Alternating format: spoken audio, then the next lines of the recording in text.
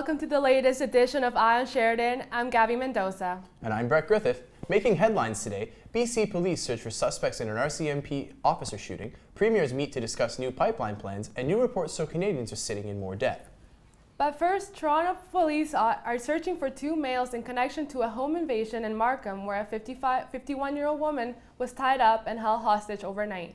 Police say the suspects restrained the victim and then allegedly proceeded to steal cash and jewelry before fleeing the scene.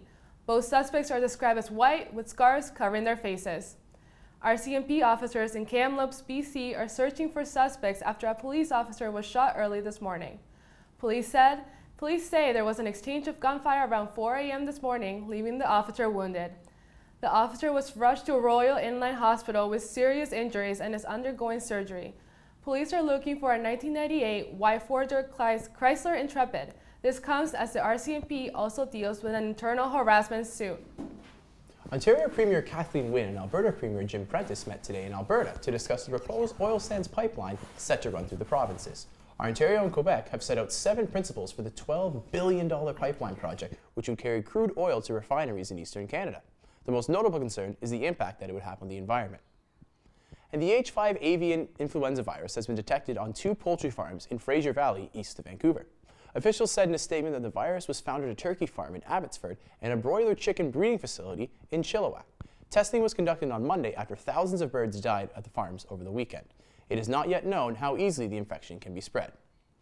And a former Quebec doctor charged with first-degree murder in the deaths of his 2 children will remain a free man pending his new trial. The Quebec Court of Appeal ruled today that Guy Turcotte should not be imprisoned ahead of the trial, which is set to begin next September.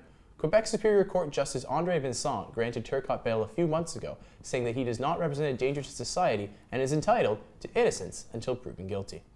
A vigil was held last night in Thorncliffe Park area where a Toronto mother and her 2 sons were found dead. Long life to live and so much to do in their life.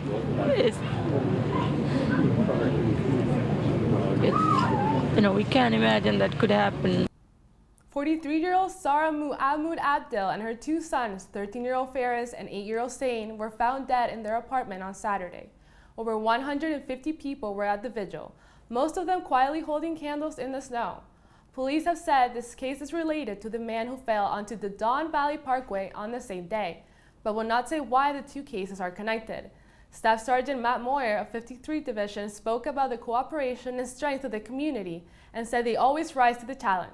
Sergeant Moyer also says the police will release information on their investigation in due time, but for now there's nothing to report. Large crowds gathered in Germany today to pay their final respects to Touche Albayrak, the young woman killed while defending 2 girls from harassment. The incident occurred on Friday at a McDonald's near Frankfurt. Albayrak was hit on the head by one of the men who were harassing the 2 young girls. She fell on the ground and never regained consciousness. The young woman died that Friday after her family gave doctors permission to take her off life support. The 18-year-old man who struck her remains in custody. And Ferguson police are looking into comments made by Michael Brown's stepfather during last week's protest. Lewis Head was caught on camera issuing profane statements which are thought to potentially fuel the riots following the decision. The violent protests resulted in many buildings being looted and torched. Police Chief Tom Jackson says they are reviewing the comments as Ferguson residents begin to rebuild the city. Head has since apologized for his comments. A 55-year-old woman is suing Bill Cosby in Los Angeles Superior Court, claiming sexual battery and emotional distress. Judy Huth alleges the comedian molested her in a bedroom at the Plava mansion when she was 15 years old. She claims when she emerged from the bathroom, he moved from the bed and proceeded to sexually assault her. In recent weeks, 20 other women have come forward to accuse Cosby of sexual assault. So far, Cosby has not been charged of any crimes. In light of the recent sexual assault claims from Jian Gomeshi, we turn to Kala Nakua for more on the sexual harassment in the workplace. Last week, Jian Gomeshi was taken to a Toronto courtroom. He was charged with 4 attempts of sexual assault and 1 attempt of choking. He was later released on a $100,000 bail. I think like a lot of people, we weren't entirely sure if it was a joke or if it was just, kind of a sex scandal that would kind of go away. And then, of course, as more women came forward in the media, even though most of them were anonymous, they wanted to conceal their identity, it became clearer and clearer. The recent domestic scandal has been shedding light into sexual harassment in the workplace. According to Ottawa-based Draw the Line, 1 in 4 women will be sexually harassed, and 40% will involve a manager or a supervisor. I think mostly because before, like, women are still working towards getting rights. They weren't people before, and now it's just slowly being able to talk about it without having it just be, oh, she's just a woman, she's probably overreacting. With the culture of shame around sexual harassment, most women who have been harassed don't come forward due to the fear of losing their own jobs. Once they do come forward with this information, they're going to be reprimanded because of it. And I think once that sort of general idea is abolished, then people will be a lot more easily to convince to come forward. There's still no word when Gian Demeshi will appear in trial. Reporting for On Sheridan, I am Kala Nektua. Thank you, Kyla. In other news, according to Equifax Canada, Canadians are continuing to pile on the debt. The agency says Canadians now owe an average of $20,000, adding up to a collected debt of $1.5 trillion. Despite this, the delinquency rate of repayment set at bills more than 90 days past due is actually down from last year. The University of Guelph reports that the cost of food at supermarkets is projected to rise 2.4% next year. Meat lovers will take the biggest hit, with meat prices rising as much as 5%. Report author Sylvain Charlebois blames the Canadian dollar's descent for impact or our import costs. Bell Media officially unveiled its plans today for the launch of Crave TV on December 11th. The service has already secured the rights to some of the biggest hit television series and acclaimed premium shows, such as Seinfeld. The network will cost users $4 per month, half the cost of their main competitor Netflix. However, Crave TV does require a Bell cable subscription. But as we get closer to the holiday season, cities all across Ontario are getting into the festive spirit.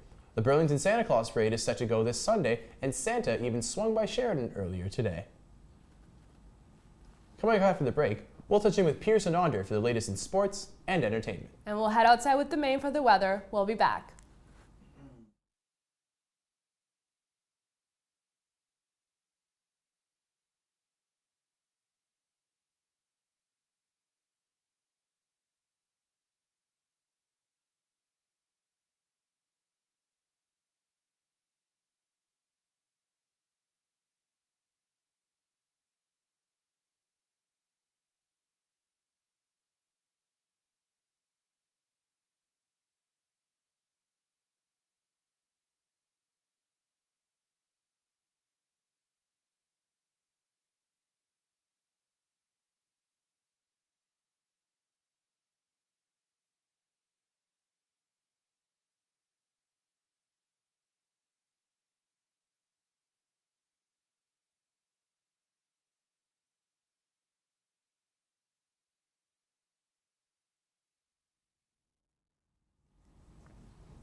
Welcome back to On Sheridan.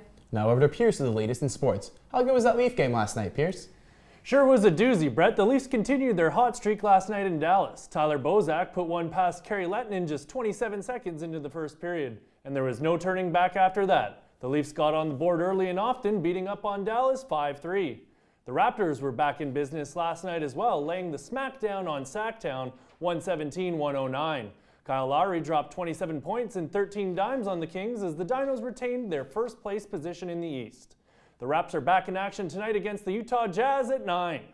On a more somber note, NHL legend Jean Beliveau passed away last night at the age of 83. The Montreal great was a two-time MVP and was an All-Star 13 times. He won 10 Stanley Cups as a player and 7 more as an executive. Meanwhile, Gordie Howe was released from hospital after being admitted Monday for dehydration. On that note, let's head over to Andre with entertainment. Thanks, Pierce. Lady Gaga has admitted she still suffers with depression and wants to stop drinking. In an interview with Howard Stern, she was asked if she was ready to embrace sobriety, to which she responded, "I think I will be at some point." The 28-year-old singer also revealed that she was raped at 19 by an unidentified music producer. She says she kept the assault a secret because she didn't want it to define her. Comic book junkies are about to get their fix. The official cast for Suicide Squad has been announced, and there's no shortage of star power. Will Smith, Jared Leto, Tom Hardy, and Margot Robbie have all been confirmed by Warner Brothers. The movie, about a highly skilled group of supervillains, is set for release in 2016. Finally, crossing the street may be an impossible mission for Tom Cruise. While filming Mission Impossible 5 in London, Cruise is captured narrowly missing being hit by a double-decker bus. The film is set for release in December of 2015, provided Tom can remember to look both ways. That's it for entertainment. Now out to Domain with the weather. Thanks, Andre. Now it's a month that everybody's been waiting for, but the cold weather that comes with it, not so much. Right now it's a snowy 3 degrees, but it feels like -2 with a low of 1, so be sure to take those jackets out, ladies and gentlemen. Now let's move on to the 5-day forecast. Thursday, it will be 0 degrees, feeling like -4 with a low of -5. On Friday, it'll be slightly warmer, but you'll still need your jacket with 4 degrees, but it will feel like 1 with a low of -3. Saturday will follow suit with 4 degrees, but this time it'll feel like 0 with a low of -2. And on Monday, the clouds are coming out, but it will be 3 degrees, feeling like -1 with a low of -2. That's it for weather. Now back to the studio with Brett and Gabriella. Thanks, Domain. Well, that's all we have for today. I'm Brett Griffith. And I'm Gabby Mendoza. On behalf of the whole team here at On Sheridan, we thank you for joining us. We leave you now with this lovely seasonal video. Happy holidays to you and yours.